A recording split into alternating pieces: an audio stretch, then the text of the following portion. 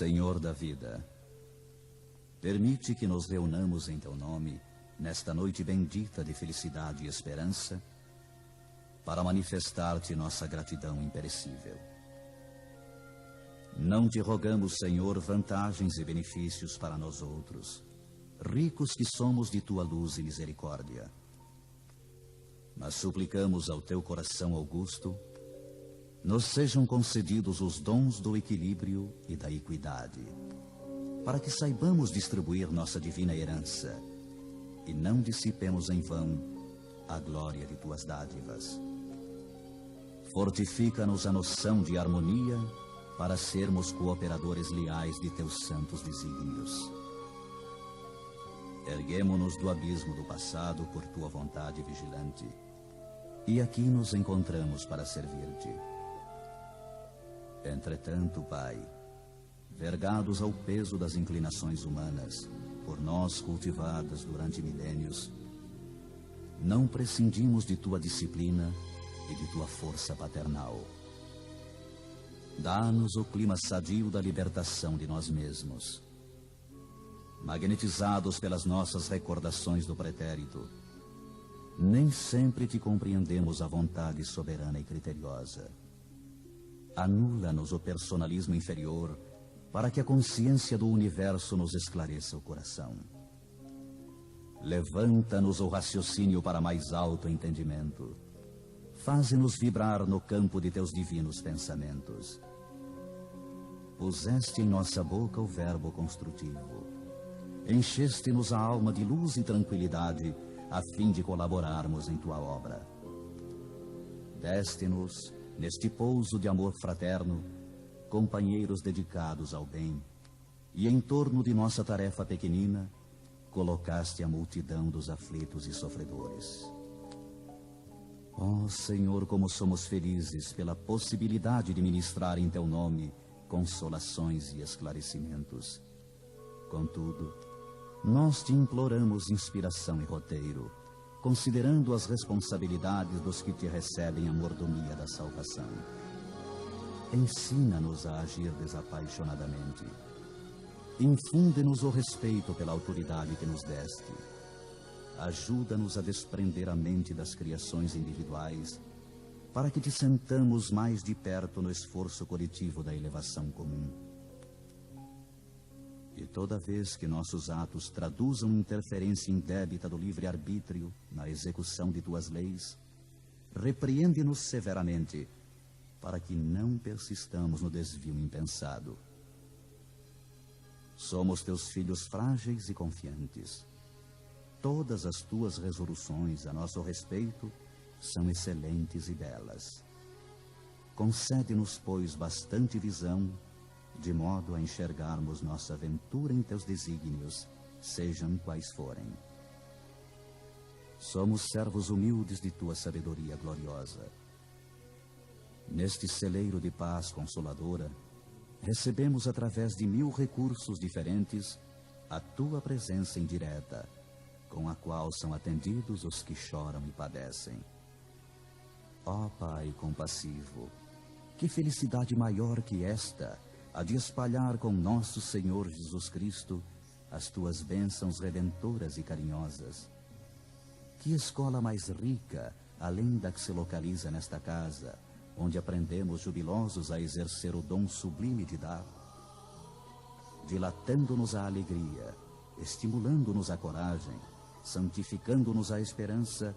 Tu permites ainda, Senhor, que possamos atender ao coração interessado em lenir e confortar espíritos queridos que se perderam de nossa companhia no curso incessante do tempo. De alma voltada para a Tua magnanimidade, endereçamos-te reconhecimento sem termo. Sê louvado por todos os milênios dos milênios. Sê glorificado por todos os seres da criação. Teus servidores nesta casa de edificação agradecem-te as oportunidades preciosas de trabalho e esperam a continuidade de Tuas bênçãos. Que a Tua infinita luz seja refletida em todo o universo infinito. Assim seja.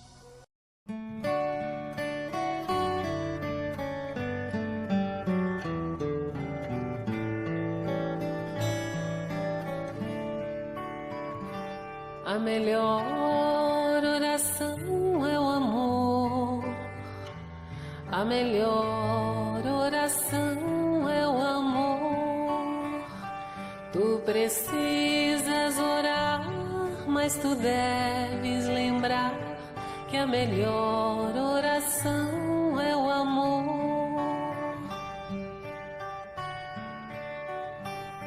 Caridade é também oração, gentileza, auxílio e perdão. São as preces sublimes do teu coração, gentileza, auxílio e perdão.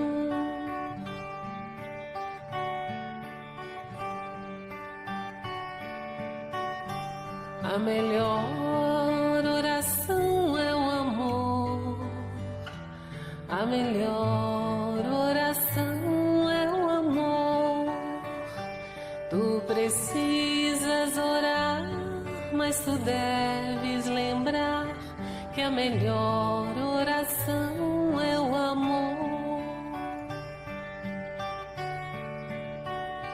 Caridade é também oração, gentileza, auxílio e perdão.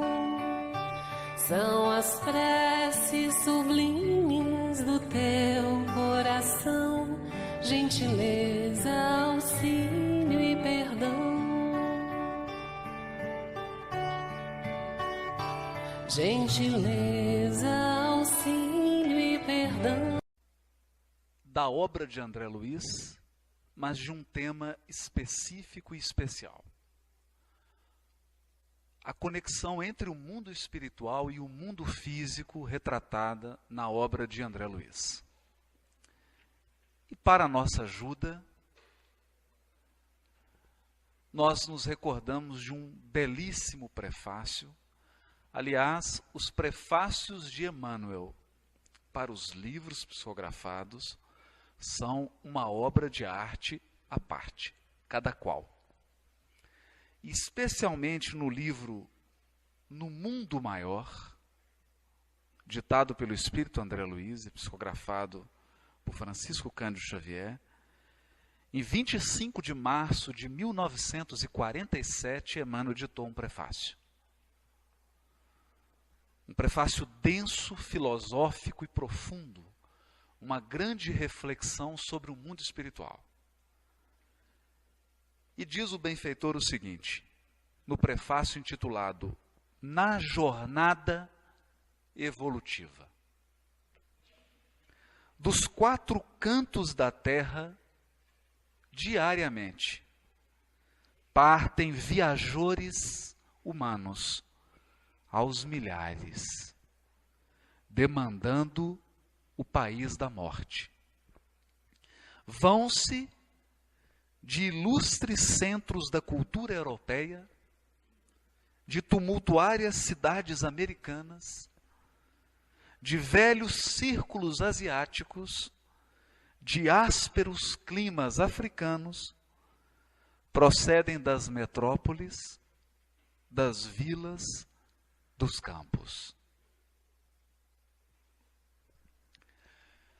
Se nós introjetarmos a ideia de que o espírito encarnado é um viajor, todos nós que já experimentamos uma viagem, sabemos que a viagem tem dia de começo e dia de retorno. Toda viagem se inicia e se finda. E no caso da viagem encarnatória, graças a Deus, nós não sabemos o dia de retorno. Embora ele esteja delineado para cada um de nós, em linhas gerais. Se a nossa imprudência, se o nosso descontrole não apressar o retorno ao mundo espiritual, cada qual de nós tem a data aprazada para voltar. E a maioria dos encarnados se esquece da sua condição de peregrino na terra. A maioria de nós se esquece do seu status de viajor. E como nós nos esquecemos dessa condição, temos uma tendência de acumular bagagem, o que torna a viagem, muitas vezes, penosa. Porque todo viajante sabe que para uma viagem se torne tranquila e agradável, você deve reduzir ao máximo a bagagem levada. Aqui Emmanuel começa a reflexão do mundo espiritual dizendo o seguinte: embora nós não queiramos pensar nesse assunto, embora a gente se recuse a refletir todos os dias sobre isso, todos os dias, melhor, a cada minuto, centenas de pessoas desencarnam no planeta. Nós costumamos refletir sobre a morte somente quando ela entra no nosso círculo familiar ou no nosso círculo estreito de relações. Mas a morte é um fenômeno corriqueiro, ela é um fenômeno natural, e enquanto eu estou falando aqui, por alguns minutos, centenas de pessoas acabaram de desencarnar no mundo. O certo é que algumas delas desencarnaram em centros ilustres da cultura europeia. Paris, Londres e tantas outras cidades. Outras partiram das tumultuosas cidades americanas. São Paulo, Nova York, Cidade do México e tantas outras. Alguns acabaram de desencarnar em centros asiáticos, Hong Kong, Bangkok, e outros ainda de climas ásperos na África do Sul, no Congo e em países extremamente carentes da África. Uns moravam em grandes metrópoles, outros em cidades pequenas com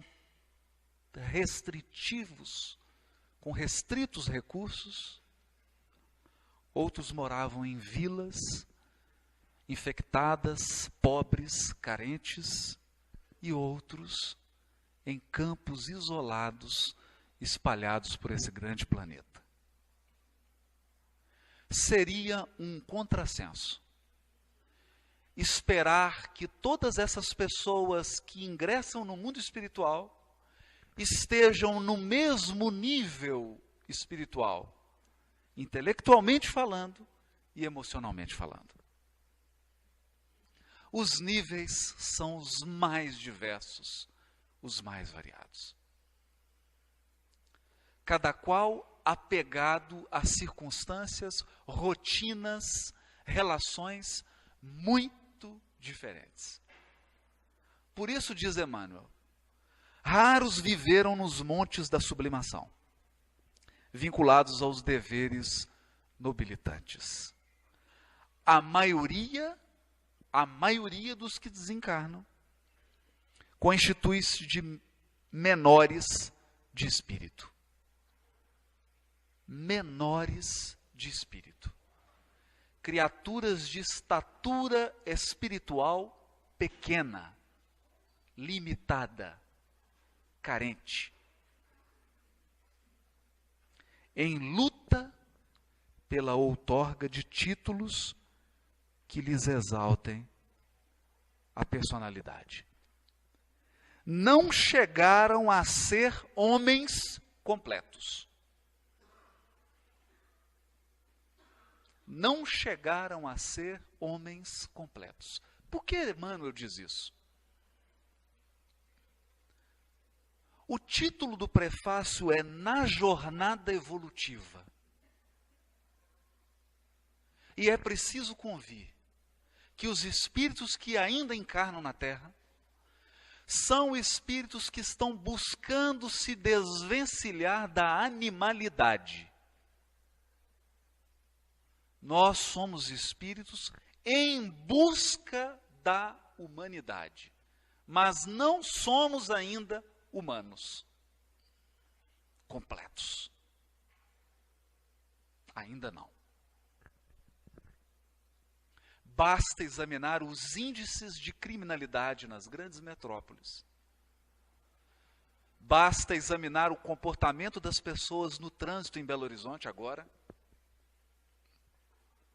Basta examinar o comportamento das pessoas na intimidade do lar. Basta examinar o comportamento dos nossos políticos, o comportamento dos gestores de verba pública. Basta examinar a nossa educação, as condições de moradia, de salubridade das nossas cidades. E não precisa examinar muito, que nós vamos chegar a uma conclusão. A maioria de nós não chegou ainda a ser um ser humano completo. Não fossem as leis criminais, dizem os psiquiatras, dizem eles, não fossem as leis, sobretudo as leis criminais, não fossem os controles políticos e econômicos exercidos sobre a grande massa, não fossem esses controles sociais, nós estaríamos nos atacando e nos comportando como legítimos animais na via pública. Basta um cochilo da pessoa, basta um momento de invigilância para que qualquer um de nós assuma um comportamento animalesco. Um comportamento que leva uma mulher a matar o marido e a cortar o seu corpo em pedaços. Um comportamento que leva alguém a matar gratuitamente. Um comportamento que leva um homem público a roubar o dinheiro da merenda escolar.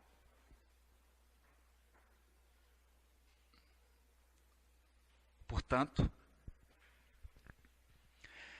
essa grande massa egressa da vida física e que adentra no mundo espiritual é uma massa que não concretizou o propósito de todo mundo que encarna. O propósito de todo espírito ao encarnar é humanizar-se.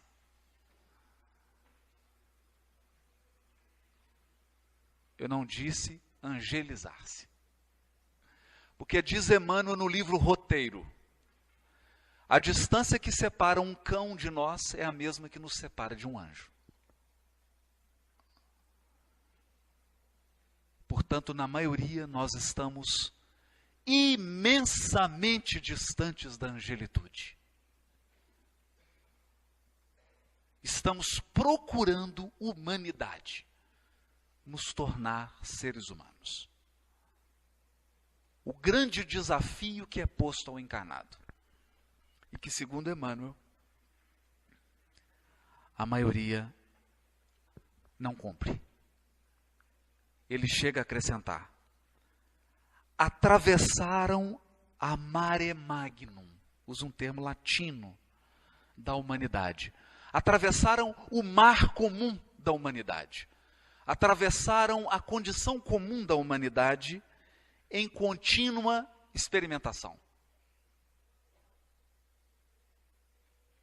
A maioria dos encarnados está ainda num jogo de acerto e erro. Sabendo o que é certo e fazendo o que é errado, para experimentar se é realmente errado. Sabendo o que é certo, mas fazendo o que é errado, confiando que não será punido. Sabendo o que é certo, fazendo o que é errado, porque não quer pensar que há uma lei divina que rege com absoluta justiça as nossas condutas. Então atravessam a encarnação num clima de profunda experimentação. Muitas vezes acomodaram-se com os vícios de toda sorte. Acomodaram-se com os vícios. É a rotina, a acomodação, a perda da vontade, a perda de rumo, a perda de objetivo. É navegar sem rota, navegar sem rumo. Sabe Deus para onde, sabe Deus quando. Como um barco lançado ao oceano, ao sabor das ondas. Apesar disso, porém, quase sempre se atribuíam a indébita condição de eleitos da providência. Eleitos da providência. A maioria de nós alimenta o sentimento de ser uma criatura tão especial que mereça um tratamento especial da providência divina.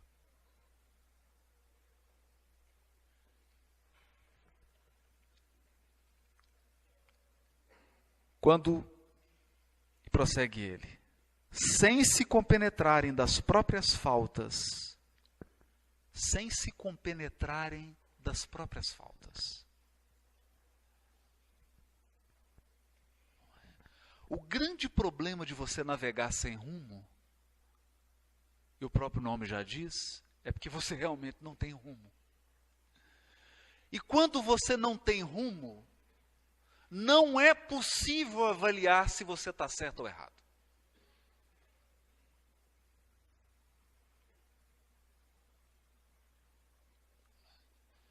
De modo que se você não sabe para onde ir em Belo Horizonte, você pode pegar qualquer ônibus, amarelo, vermelho, azul. Você já não sabe para onde ir mesmo. Se for para leste, oeste, norte e sul, tanto faz. Você está sem rumo.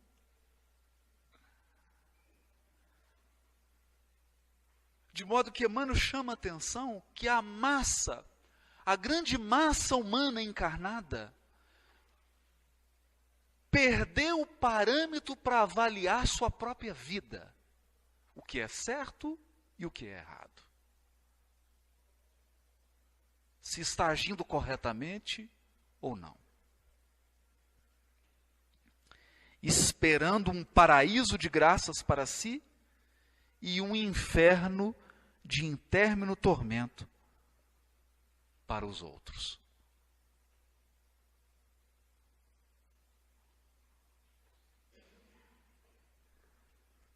Quando perdidos nos intricados meandros do materialismo cego, fiavam sem justificativa que no túmulo se encerraria a memória.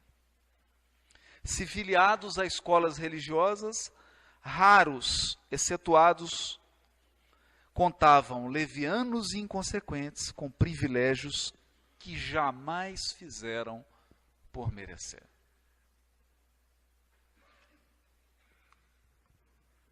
Onde albergar a estranha e infinita caravana? Se por um dia qualquer um de nós fosse encarregado de receber no mundo espiritual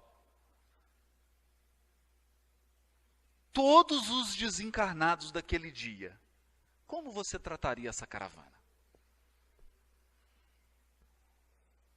Pense. Pense só por uma imaginação, não precisa levar a sério não. Pensa que você vai desencarnar hoje, 10 horas da noite. Dá tempo de assistir a palestra sem problema, fiquem tranquilos. 10 horas. Hoje é terça. E chegando no mundo espiritual, você vai receber uma tarefa. Todos que desencarnarem amanhã no planeta Terra vão ficar sob a sua responsabilidade.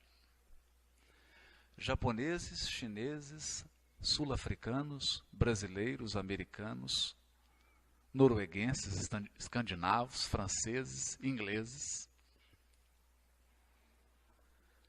Onde albergar a estranha e infinita caravana?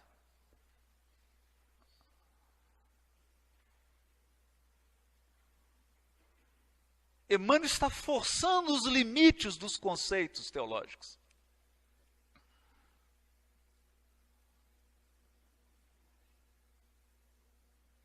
Nesse prefácio, ele vai trabalhar o conceito de céu e inferno. Onde você vai albergar? No céu? No inferno?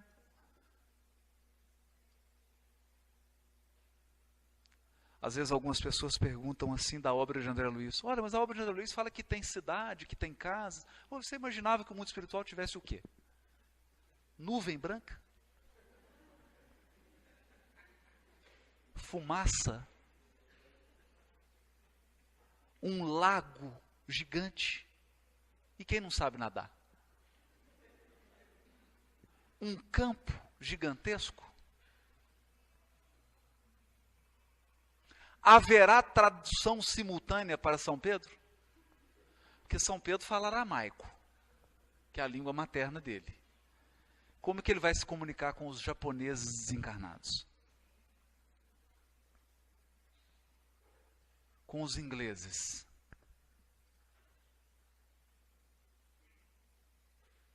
Uma pessoa que viveu segundo os costumes de Hong Kong. Outra que viveu segundo os costumes mineiros de Belo Horizonte. Um que viveu no norte de Minas. Outro que viveu no agreste do sertão nordestino. Alguém que viveu num grande apartamento em frente à praia de Copacabana. Como harmonizar esses interesses? Como receber essa caravana?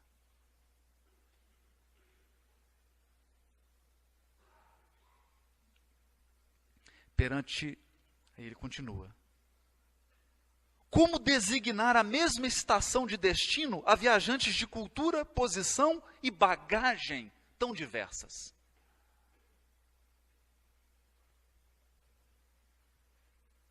Como eu vou colocar pessoas de cultura, posição e bagagens tão diversas num mesmo local?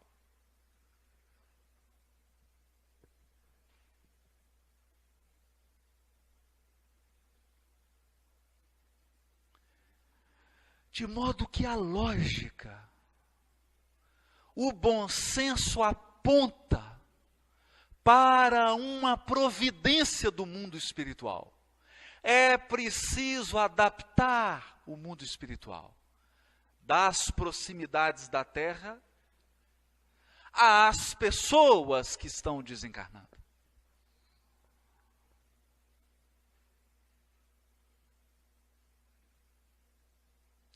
De modo que eu não posso receber alguém que acaba de desencarnar em Hong Kong com uma cozinha de fogão a lenha, um queijo Minas e uma placa escrita assim: uai.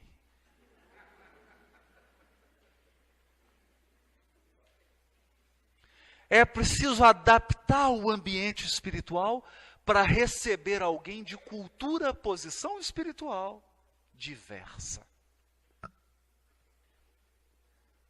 Sendo assim, é natural que as regiões espirituais próximas da crosta sejam muito semelhantes ao ambiente da crosta da qual elas estão próximas. A cidade espiritual que está pertinho de Belo Horizonte é quase uma Belo Horizonte. A cidade espiritual que está próxima de Hong Kong é quase uma Hong Kong. Assim como a cidade espiritual que está próxima de Nova York é quase uma Nova York. É natural que assim seja.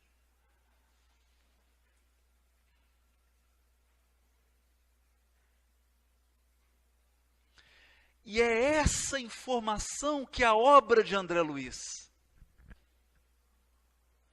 traz detalhadamente. Detalhadamente.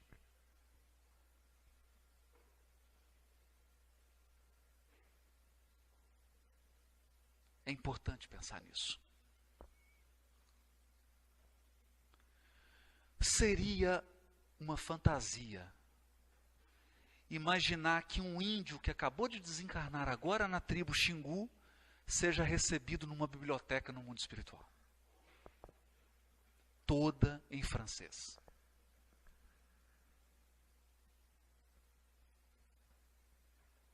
Ele vai se sentir profundamente inadaptado. Essa criatura se sentiria profundamente constrangida, sem lugar, humilhada até. E é isso que a obra de André Luiz vai retratar. Um mundo espiritual racional, palpável, lógico, que faz sentido. Um mundo espiritual condizente com a sabedoria de Deus.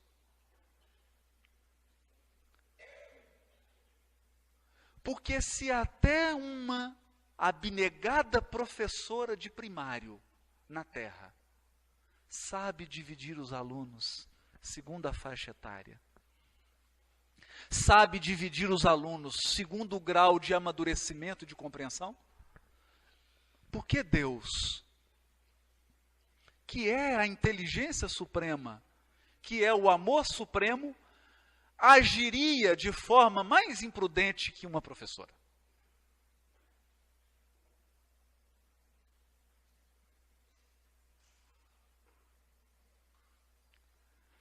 Então, ao ler a obra de André Luiz, nós vamos encontrar um mundo espiritual plausível, real. Um mundo espiritual condizente. André Luiz não vai retratar as esferas superiores, inacessíveis à nossa compreensão. Porque faltaria elementos de comparação.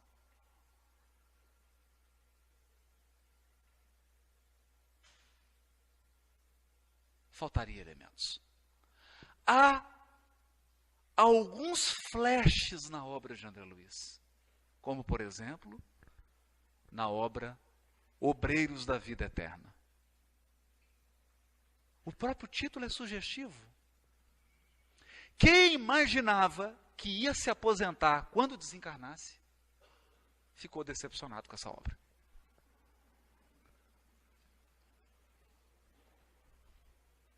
Não há previdência privada nem pública no mundo espiritual.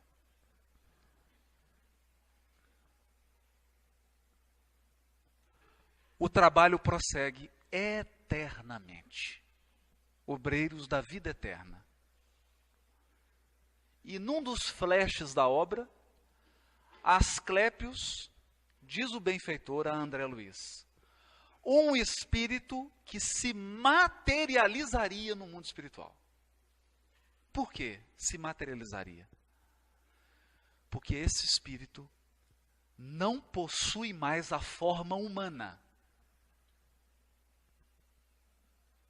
André Luiz não descreve isso. Não há na obra de André Luiz uma descrição pormenorizada de esferas em que espíritos não têm mais a forma humana. Sabe por quê? Porque não teria propósito nessa descrição. Nós estamos tão distanciados dessa condição. Faltaria tantos elementos de comparação para que a gente possa entender a vida numa esfera em que as pessoas não têm mais a forma humana, não têm mais corpo.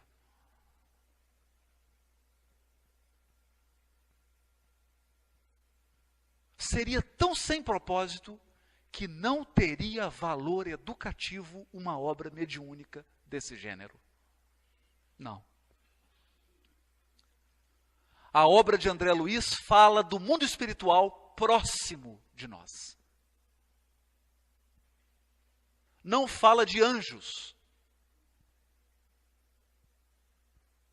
Fala, na maioria, de espíritos como nós, que são uma parte de luz e uma parte de sombra, às vezes mais sombra do que luz.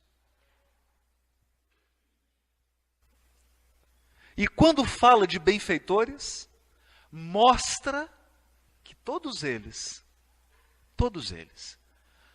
a maioria esmagadora dos benfeitores das obras de André Luiz, são espíritos que cometeram graves erros. E no ato de corrigir esses erros, transformaram-se em benfeitores.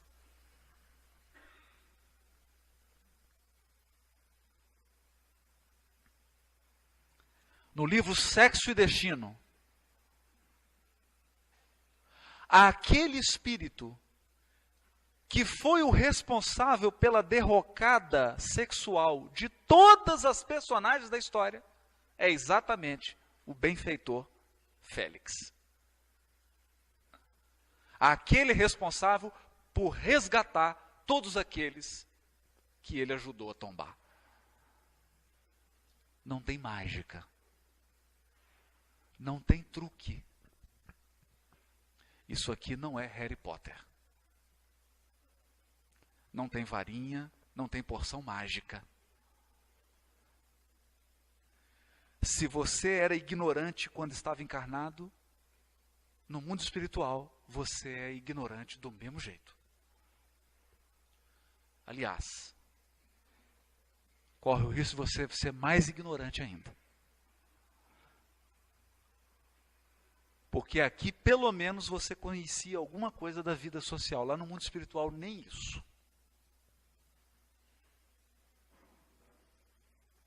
Se você é um amante do estudo aqui, no mundo espiritual você será um amante do estudo. Se enquanto encarnado, cada 10 palavras suas, 9 são bobagem, no mundo espiritual é a mesma coisa.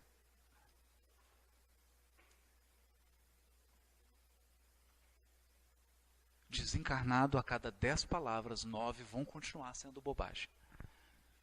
E se você encontrar um médium, ele vai psicografar todas as bobagens que você estiver falando. Porque a desencarnação não tem o condão de nos melhorar. Assim como você não se torna melhor porque atravessou uma porta.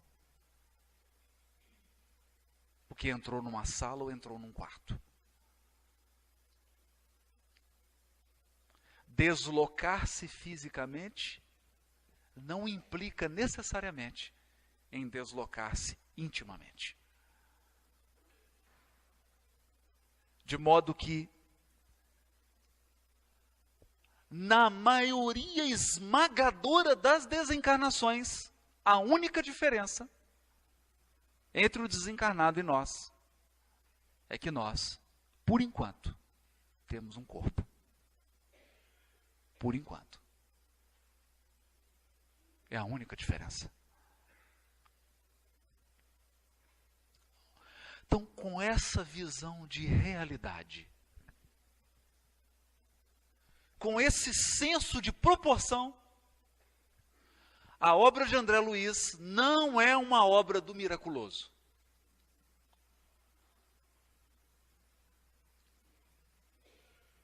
Muitos esperavam de André Luiz a posição de um repórter irresponsável.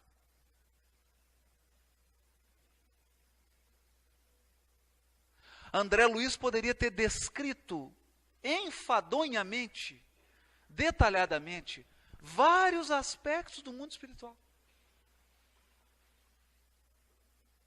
Mas ele renunciou a fazê-lo. Por quê? Porque André Luiz não descreve nada do mundo espiritual que não tenha um propósito educativo.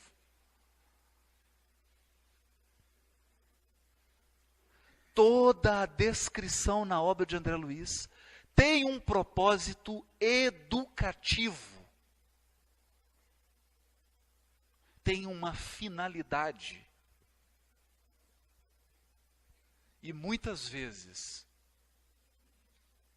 o próprio André Luiz tem a coragem de nos contar que os benfeitores chamaram a sua atenção por causa da sua curiosidade sem freios. Não é raro nós encontrarmos na obra de André Luiz um benfeitor dizendo a ele: André, não é hora de perguntas agora. Você sanará suas dúvidas no serviço ao próximo. No serviço ao próximo.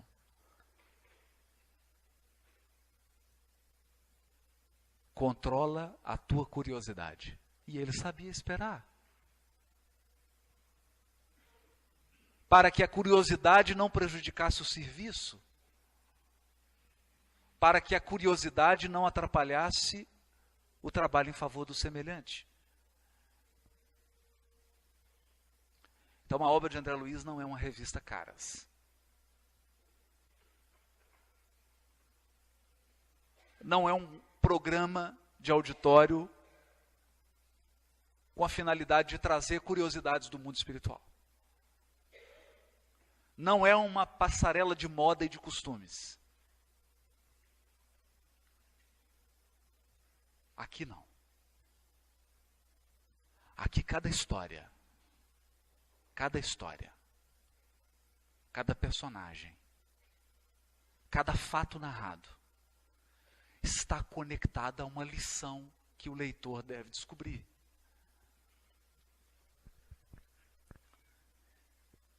Eu me recordo de ter ouvido do casal Galves, Nena Galves e Francisco Galves. Eles sempre costumavam receber Francisco Cândido Xavier em São Paulo. Até para os tratamentos médicos, várias cirurgias que o Chico fez, ficou hospedado na casa desse casal. Um grande casal de amigos de Chico. E ela disse que certa vez o Chico hospedou-se na sua casa e ele estava terminando a psicografia de uma obra, de André Luiz. Era a obra Entre a Terra e o Céu. Quando o Chico terminou a psicografia, isso era 11h30, meia-noite. O Chico virou-se para o marido dela e falou: Francisco, eu preciso que você me leve em tal lugar. Ele falou: Chico, mas é do outro lado de São Paulo, Chico.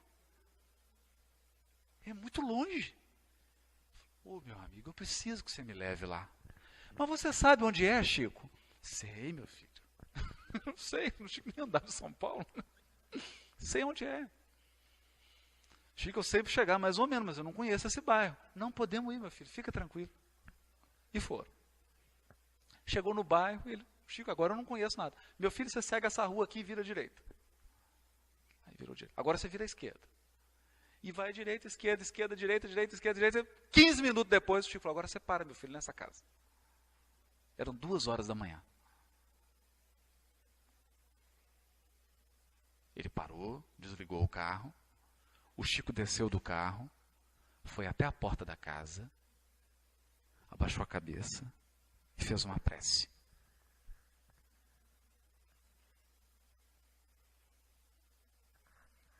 O casal ficou olhando o Chico. Oh, meu Deus, nós andamos isso tudo para fazer uma prece. Podia ter feito de lá, de casa, né? Nossa visão comodista. O Chico entrou no carro e falou: ô Chico, mas você veio aqui para fazer essa prece, né? Ele falou: meu filho, o livro que eu acabo de psicografar, as personagens do livro estão nessa casa. Depois que você lê o livro, você vai entender. Então eu vim aqui fazer uma prece por eles. Porque houve o desfecho da história e uns que acabaram de reencarnar estão aqui nessa casa. E aí ninguém falou mais nada. Então são histórias vivas. Histórias para os viajores, para quem está na jornada evolutiva. Eu me recordo do saudoso e querido presidente da União Espírita Mineira, Honório Abreu, que dizia assim: meu filho, o nosso desafio na doutrina espírita é a evolução consciente. Porque inconsciente está a maioria encarnada. Não sabe de onde veio, para onde vai e nem por quê. O nosso desafio na doutrina espírita é encontrar o propósito da nossa encarnação. Para que você está encarnado? Por que você nasceu na família que nasceu? Por que você tem os cunhados e a sogra que você tem?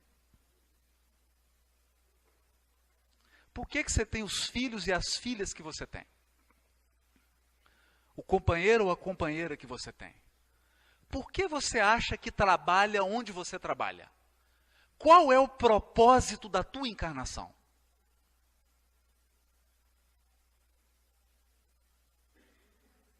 É disso que fala a obra de André Luiz.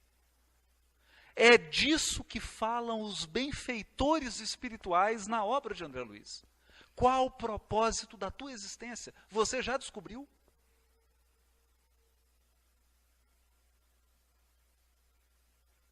Você sabe qual é o conjunto de tarefas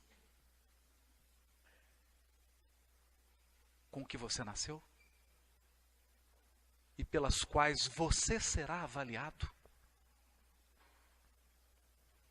Ninguém te pedirá contas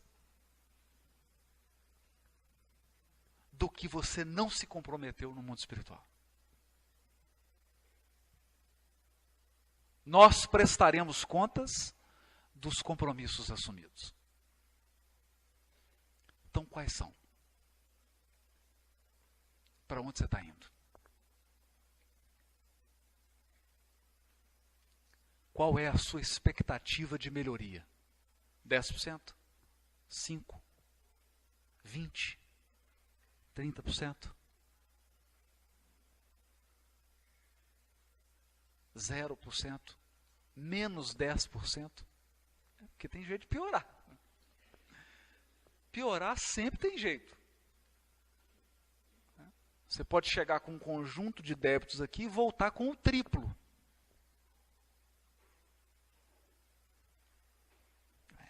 Então é isso. Perante a Suprema Justiça, o malgache e o inglês fruem dos mesmos direitos.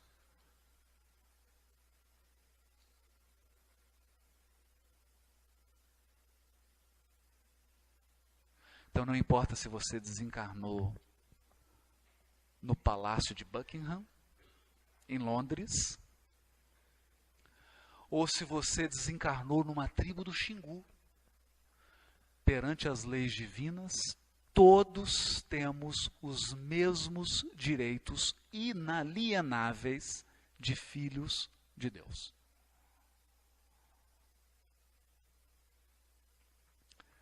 Mas todo direito tem a sua contrapartida em um dever. Muitos direitos implicam muitos deveres. Não há distinção. Provavelmente, porém, estarão distanciados entre si pela conduta individual. Conduta individual. Diante da lei divina, que distingue, a lei divina distingue invariavelmente a virtude e o crime, o trabalho e a ociosidade, a verdade e a simulação, a boa vontade e a indiferença, da contínua peregrinação do sepulcro participam, todavia, santos e malfeitores, homens diligentes e homens preguiçosos.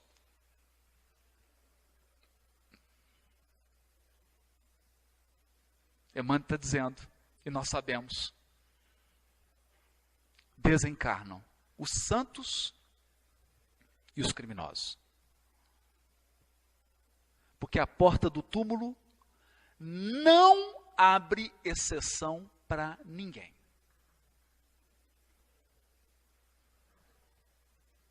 Eu vou traduzir isso. Emmanuel fala tão bonito, né? Eu vou traduzir. Todo mundo aqui vai desencarnar. Inclusive você. Inclusive eu. Todos. Não importa a sua estatura espiritual, todos atravessaremos o túmulo. E uma vez atravessados os umbrais da desencarnação, nós seremos avaliados pela nossa conduta individual.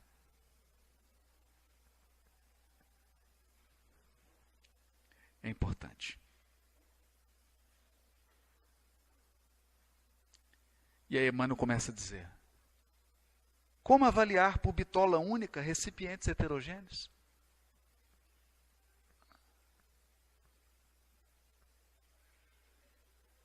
Como que eu vou criar um critério único para avaliar todos os seres humanos? De todos os lugares do planeta?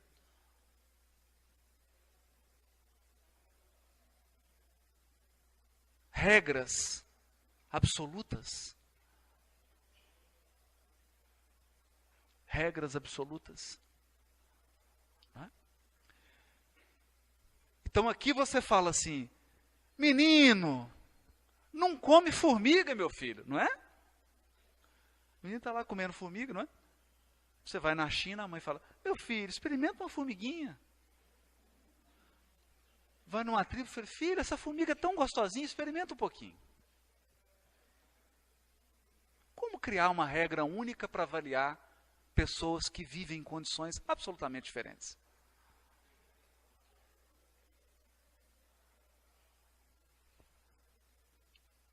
Considerando, porém, nossa origem comum, não somos todos filhos do mesmo Pai?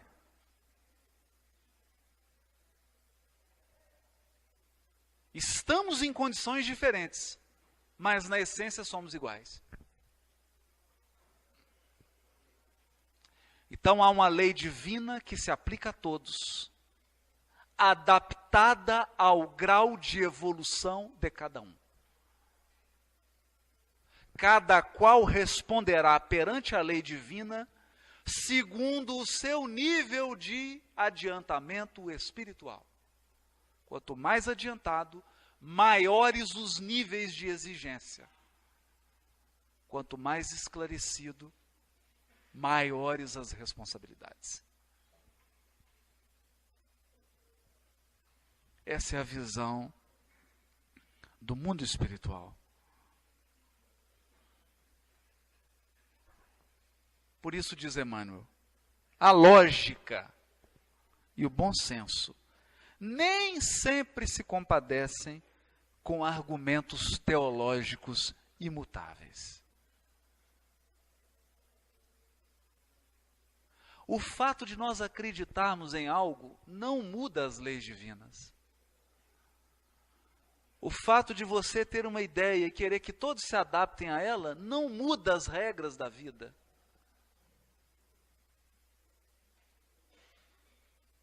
E o universo repousa nas mãos do Todo-Poderoso, que é infinito amor e infinita sabedoria.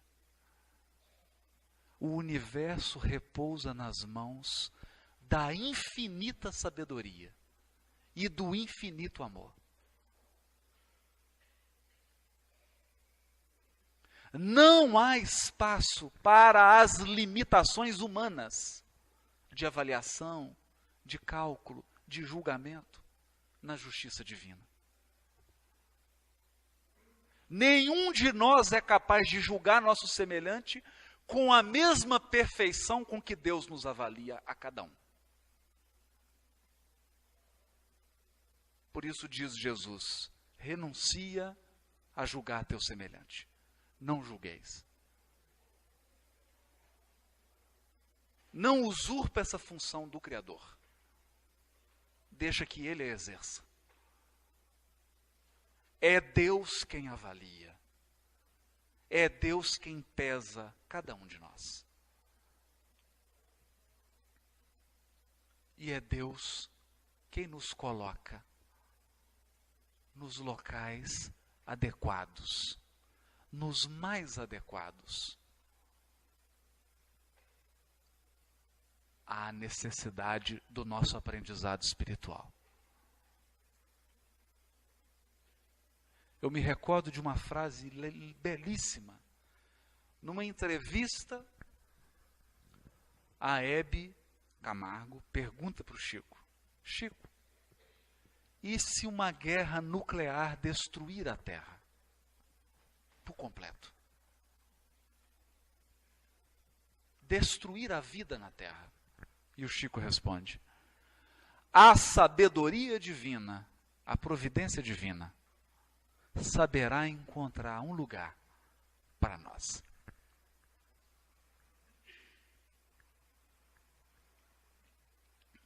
Tanto na vida física, quanto no mundo espiritual.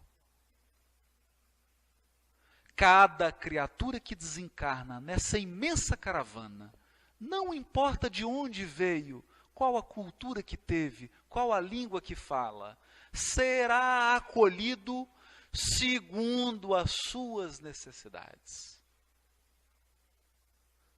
Segundo a sua necessidade de aprendizado espiritual. Porque um lugar estará reservado para cada um de nós. Um ambiente propício à continuidade do nosso aprimoramento espiritual. Preparado. Nem sempre o ambiente que a gente quer.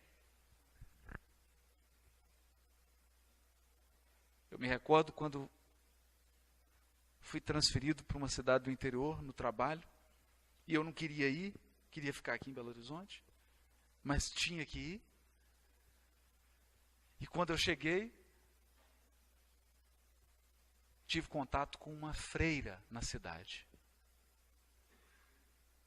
Ela coordenava uma escola que acolhia meninas do sexo feminino, abandonadas pela família. Então ela acolhia aquelas meninas e cuidava, era um abrigo infantil para meninas. E ela me perguntou, olha, por que você quis vir para cá, né? Eu falei, na verdade eu não quis, né? Me vieram para cá. Ela falou assim, não, meu filho, não. Eu aprendi uma coisa. Nós temos que florescer onde Deus nos plantou. Nós temos que florescer onde Deus nos plantou.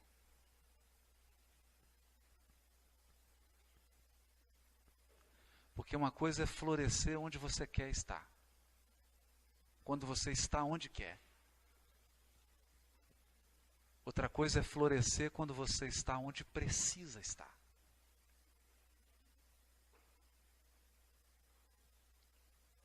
E a obra de André Luiz é essa grande revelação do mundo espiritual. Alguém que tiver a boa vontade de alma de ler a obra de André Luiz completa, ele vai se libertar de muitas crenças limitantes. Ao ler a obra de André Luiz, não haverá espaço para céu nem para inferno. Haverá mundo espiritual. Mundo espiritual tenebroso e mundo espiritual luminoso. Porque o mundo espiritual é tenebroso ou luminoso dependendo de quem o habita.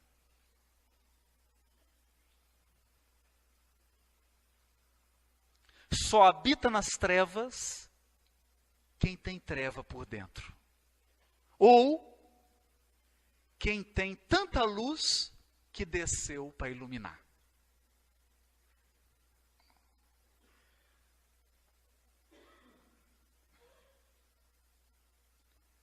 Então é esse quadro real.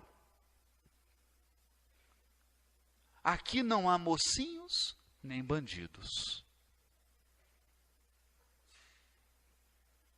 Aqui há seres humanos que acertam, que erram, que colhem as consequências do que fez.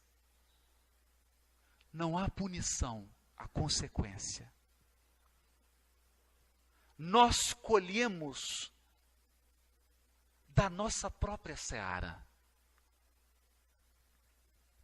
Nós colhemos do nosso próprio campo. E o nosso campo é nossa própria vida. Como vivemos será a nossa colheita. Eu posso dizer, nesse momento final, e como testemunho, eu conheci a doutrina espírita com 15 anos de idade.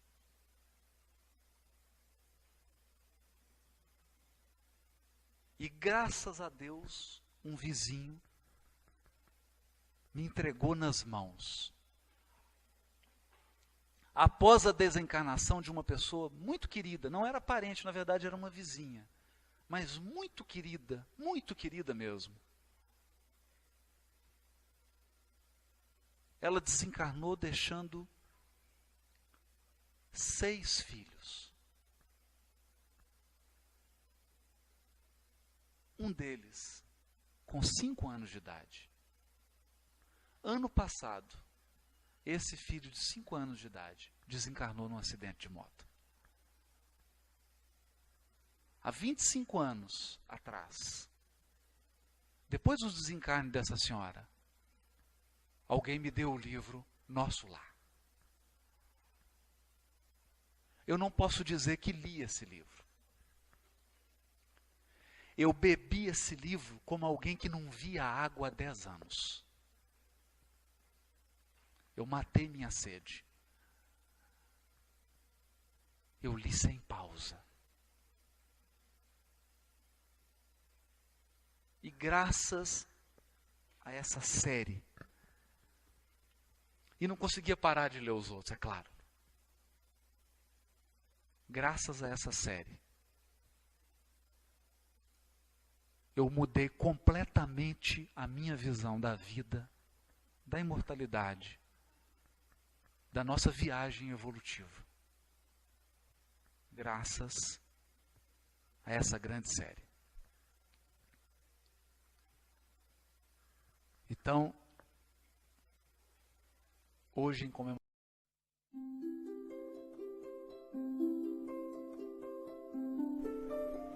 Passe virtual. Depois de iniciado o passe, não pense em mais nada.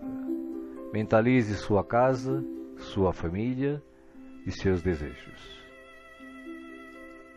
Usando a sala de passe virtual do Instituto André Luiz, esteja convicto de que realmente precisa tomar um passe. Não use a sala somente por curiosidade. Visitando a sala por visitar de maneira informal, deixará de usufruir dos seus benefícios quando dela necessitar realmente. Utilize a sala com gratidão e respeito, como faria num centro espírita material. Aconselhamos a utilização da sala apenas uma vez por semana, salvo em caso de grande necessidade.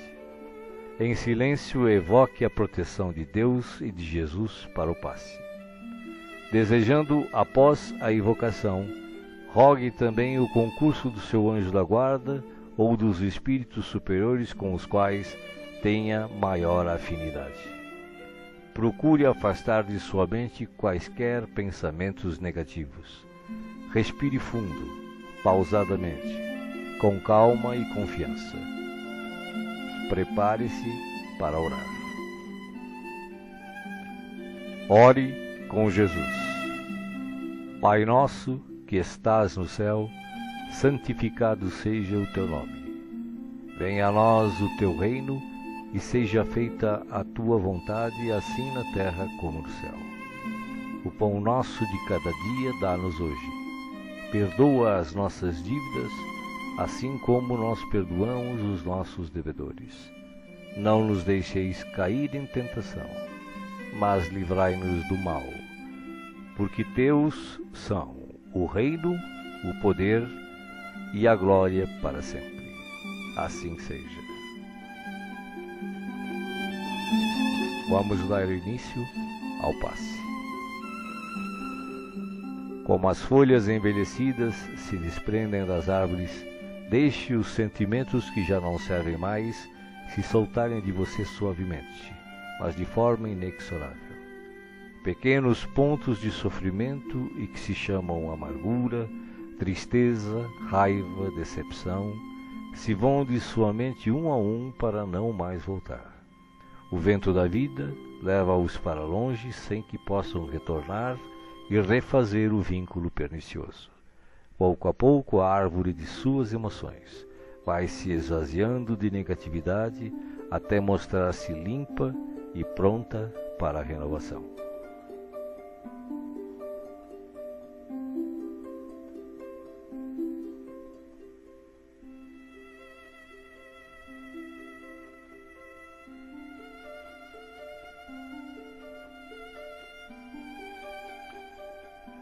Sentindo-se leve, sem o peso das folhas mortas que se desprenderam e se foram, você recebe agora suavemente sobre o corpo e a alma a água da vida que cai em abundância dos céus.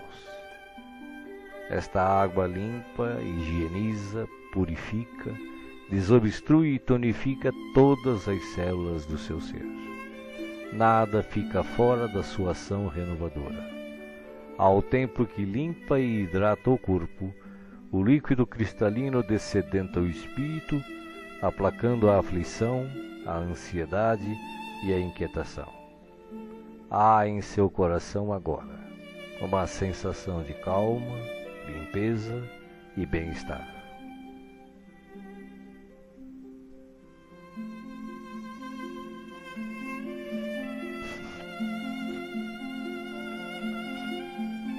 Um leve frio, e eis que o sol de Deus surge para aquecer e aconchegar. Os raios cariciosos penetram-no por inteiro, aquecendo-o ternamente qual materno abraço, proporcionando conforto e segurança ao coração. Neste momento, o amor maior aquece o seu ser, afastando o gelo de toda e qualquer aflição. Nenhum outro sentimento que não o de alegria e confiança assomam à sua mente agora. Você está em paz, envolvido pelo calor que o protege.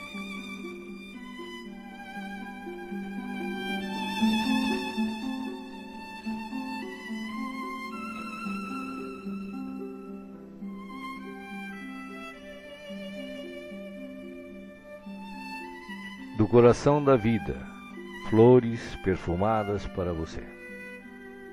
De alma grata e feliz, recolha as pétalas coloridas que penetram o seu ser e restauram sentimentos e emoções. Felicidade, esperança, fé, coragem e determinação passam a significar novamente vontade de viver. Mas além do perfume e da cor, a natureza neste momento lhe envia o que possui de melhor, a capacidade infinita de restaurar-se em sublime beleza, ainda quando os golpes do mal parecem decretar-lhe o fim.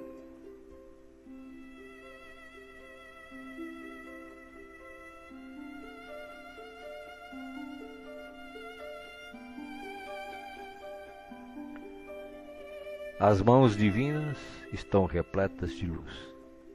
Suavemente a luz transborda e se derrama sobre você, como cascata dourada de invisível e ignota essência.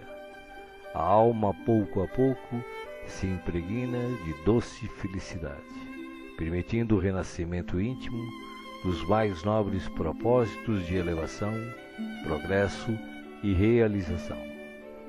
Banhado em sublime força, você se entrega profundamente ao doador da luz, absorvendo as energias que darão a partir de agora novo e abençoado impulso ao seu viver.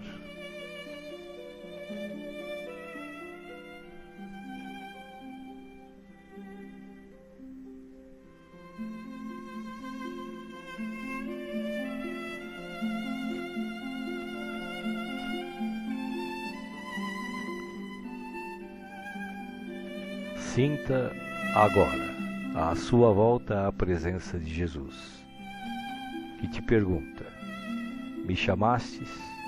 Estou aqui. O que queres de mim hoje? De que precisas? Peça, meu filho, peça, minha filha. Estou aqui para ajudar. Faça agora o seu pedido especial a Jesus, enumerando os problemas e as dificuldades que o afligem.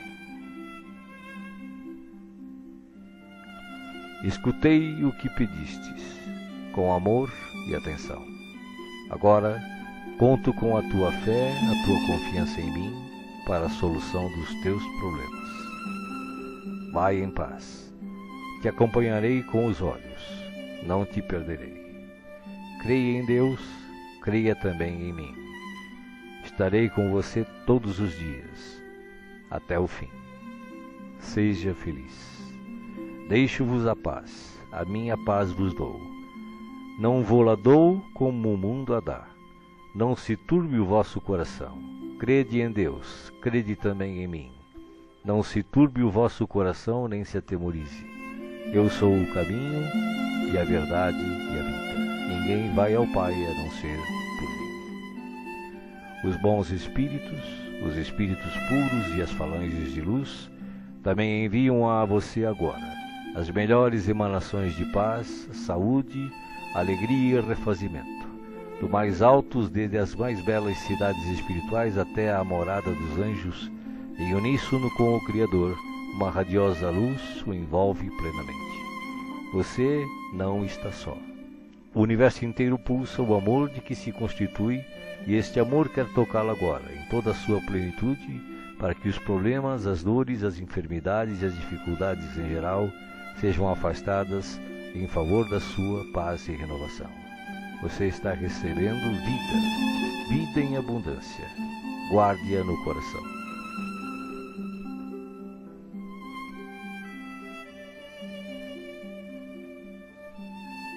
O passe está sendo finalizado. Respire pausadamente e repita agradecido: obrigado, Senhor, por este dia. Que ele me seja produtivo e feliz, como tu desejas. Assim seja.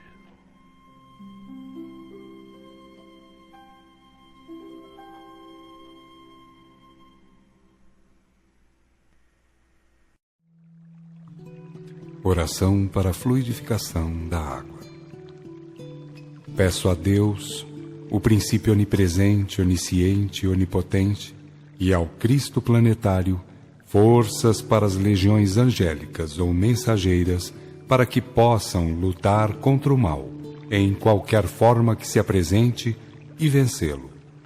Como não existe merecimento fora do respeito à verdade, ao amor e à virtude, prometo aplicar esforços no sentido de viver a lei de Deus, compreender e imitar o verbo exemplar e cultivar nobremente os dons do Espírito Santo, carismas ou mediunidades, sem os quais não pode haver a consoladora revelação.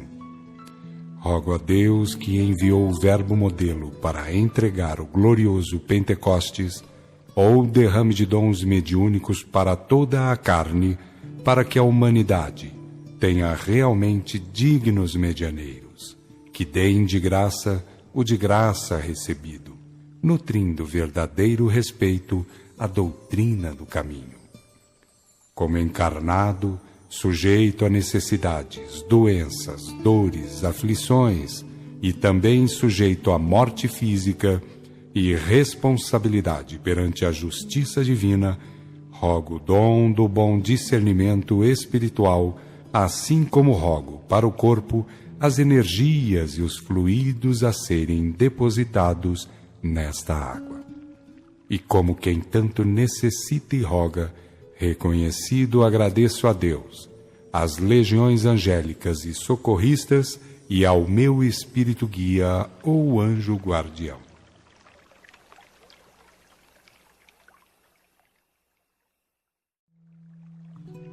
Oração para a fluidificação da água. Peço a Deus, o princípio onipresente, onisciente e onipotente, e ao Cristo planetário, forças para as legiões angélicas ou mensageiras, para que possam lutar contra o mal, em qualquer forma que se apresente, e vencê-lo.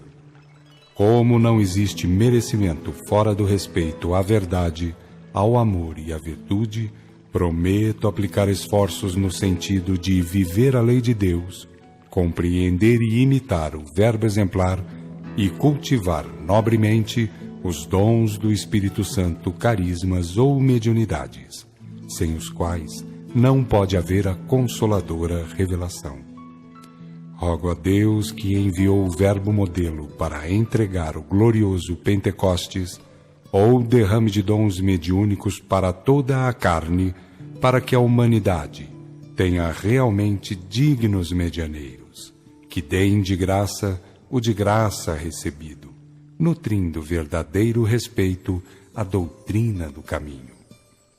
Como encarnado, sujeito a necessidades, doenças, dores, aflições, e também sujeito à morte física e responsabilidade perante a justiça divina, rogo o dom do bom discernimento espiritual, assim como rogo para o corpo as energias e os fluidos a serem depositados nesta água. E como quem tanto necessita e roga, reconhecido agradeço a Deus, às legiões angélicas e socorristas e ao meu espírito guia ou anjo guardião.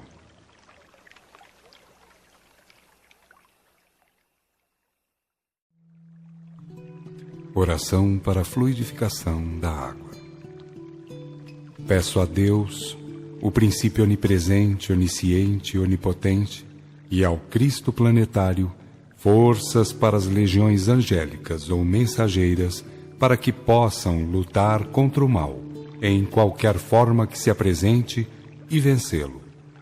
Como não existe merecimento fora do respeito à verdade, ao amor e à virtude, prometo aplicar esforços no sentido de viver a lei de Deus, compreender e imitar o verbo exemplar e cultivar nobremente os dons do Espírito Santo, carismas ou mediunidades, sem os quais não pode haver a consoladora revelação.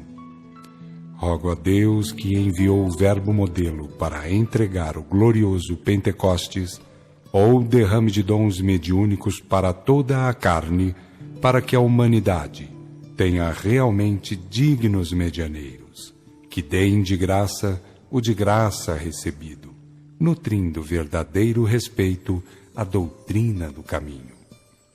Como encarnado, sujeito a necessidades, doenças, dores, aflições, e também sujeito à morte física e responsabilidade perante a justiça divina, rogo o dom do bom discernimento espiritual, assim como rogo para o corpo as energias e os fluidos a serem depositados nesta água.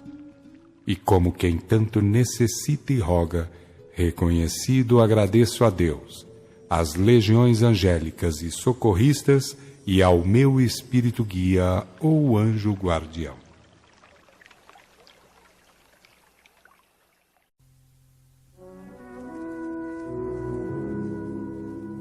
A Ti, Senhor, nossos agradecimentos por esta hora de paz intraduzível e de infinita luz.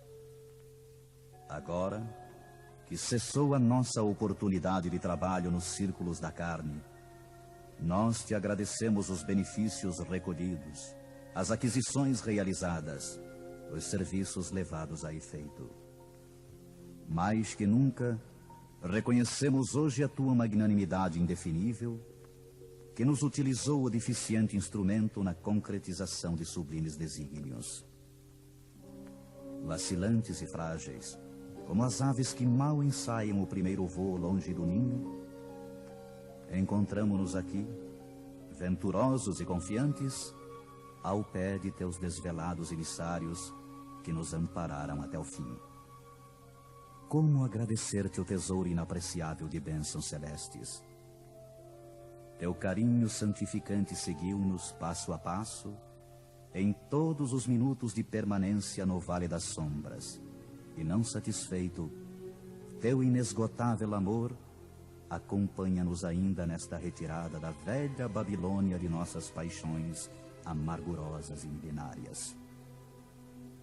Nada fizemos por merecer-te assistência bendita. Nenhum mérito possuímos, além de boa vontade construtiva. Claudicamos vezes sem número, dando pasto aos caprichos envenenados que nos obscureciam a consciência. Falimos frequentemente, cedendo a sugestões menos dignas. Entretanto, Jesus amado, converteste-nos o trabalho humilde em manancial de ventura que nos alimenta o coração, soerguido para as esferas mais altas. Desculpa-nos, Mestre, a imperfeição de aprendizes, traço predominante de nossa personalidade libertada. Não possuímos nada de belo para oferecer-te, ó benfeitor divino, senão o coração sincero e humilde. Recebe-o, Mestre, como demonstração da confiança de teus discípulos pequeninos, e enche-o de novo com as tuas sacrossantas determinações. Reconhecidos à tua inesgotável misericórdia, agradecemos a ternura de tuas bênçãos, mas se nos deste proteção e consolo, não nos retires o trabalho e o ensejo de servir. Conduze-nos aos teus outros apriscos e renova-nos por compaixão a bênção de sermos úteis em tua causa. Cheios de alegria, abençoamos o valioso suor que nos proporcionaste na esfera da carne purificadora, onde, ao influxo de tua benignidade, retificamos velhos erros do coração. Bendizemos o caminho áspero que nos ensinou a descobrir tuas dádivas ocultas. Beijamos a cruz do sofrimento, do testemunho e da morte, de cujos braços nos foi possível contemplar a grandeza e a extensão de tuas bênçãos eternas. Agora, Senhor, assinalando nossos agradecimentos aos teus emissários que nos estenderam mãos amigas, deixa que te roguemos amoroso auxílio para todos aqueles menos felizes que nós, que ainda gemem e padecem nas sendas estreitas da incompreensão. Inspira os teus discípulos iluminados para que te representem o Espírito sublime ao lado dos ignorantes, dos criminosos, dos desviados, dos perversos. Toca o sentimento de caridade fraternal dos teus continuadores fiéis para que continuem revelando o benefício e a luz de tua lei. E ao encerrar este ato de sincera gratidão, enviamos nosso pensamento de alegria e louvor a todos os companheiros de luta nos mais diversos departamentos da vida planetária, convidando-os em espírito a glorificarem teu nome, teus desígnios e tuas obras, para sempre assim seja.